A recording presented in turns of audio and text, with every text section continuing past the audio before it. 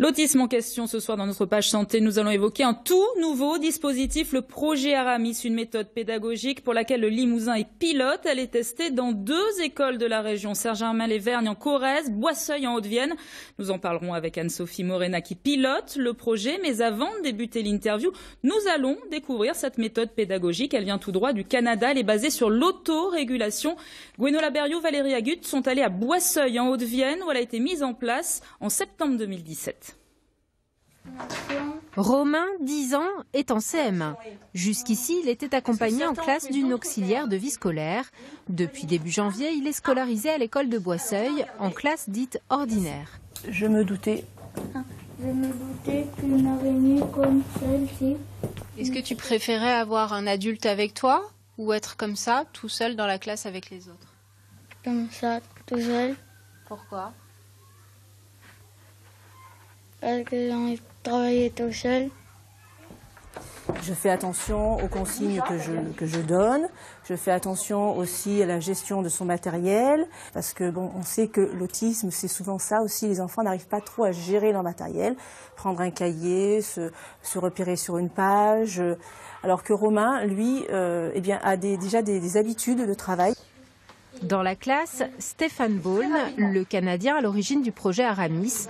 Il a développé dans les écoles de l'Ontario le concept d'autorégulation basé sur l'autocontrôle et les encouragements. L'autorégulation, à la base, c'est la capacité d'un enfant de s'arrêter lorsqu'il doit penser, changer des conditions, changer son état émotif pour prendre la meilleure décision. À la base, on dit que c'est l'enfant qui est éveillé et calme. Il est à Boisseuil 1 semaine par trimestre pour poursuivre le coaching des enseignants qui ont tous suivi une formation spéciale, comme dans cette classe de CP qui accueille Slunivan, un autre enfant autiste.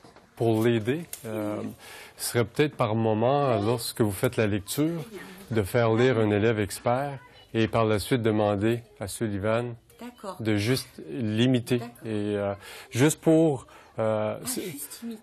imiter, de répéter ce qu'il entend. Il y en a 18 ? Super, c'est juste. 1 demi-heure par jour, les enfants autistes travaillent à part certains apprentissages qui leur posent problème, par exemple comprendre la logique de la multiplication. Mon rôle auprès des enfants, c'est d'anticiper principalement le travail qui va être effectué en classe. Donc je vais travailler avec eux le contenu mais différemment pour qu'après ils puissent être en réussite. Avec un éducateur spécialisé, il travaille aussi sur le comportement lors d'ateliers d'habileté sociale auxquels se joignent d'autres élèves. Comment je rentre en contact ?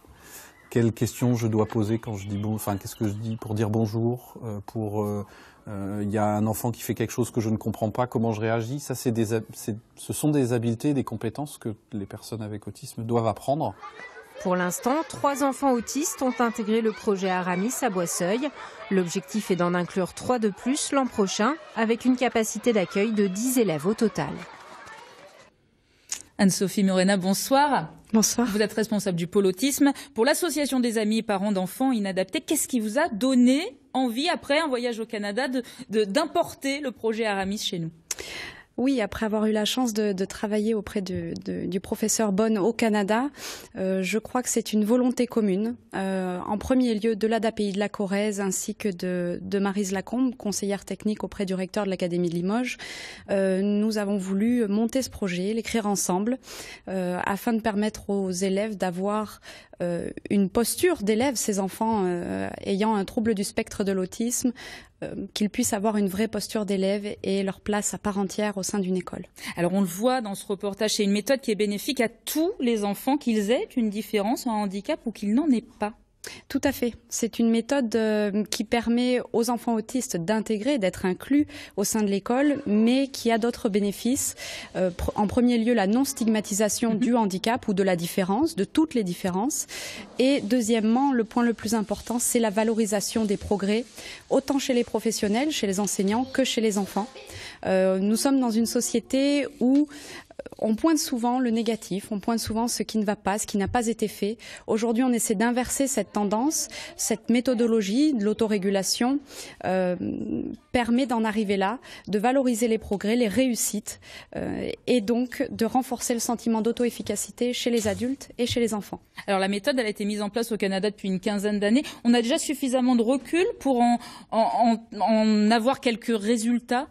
Oui, les progrès sont divers. Les enfants gagnent en autonomie et c'est bien ce qu'on souhaite développer. Les troubles du spectre de l'autisme ne sont pas une maladie, ce sont des troubles neurodéveloppementaux. Donc le but est bien de faire gagner en autonomie ces jeunes pour qu'ils aient une place au sein de la société, que ce soit dans leur vie scolaire, professionnelle, sociale, et on s'aperçoit qu'avec la méthode d'autorégulation, on leur permet de réguler ces troubles du comportement, d'accepter la différence, d'accepter leur différence, quelle qu'elle soit, et donc d'évoluer dans une société qui devient de plus en plus inclusive. Anne-Sophie Morena, merci beaucoup. À vous. Avant de refermer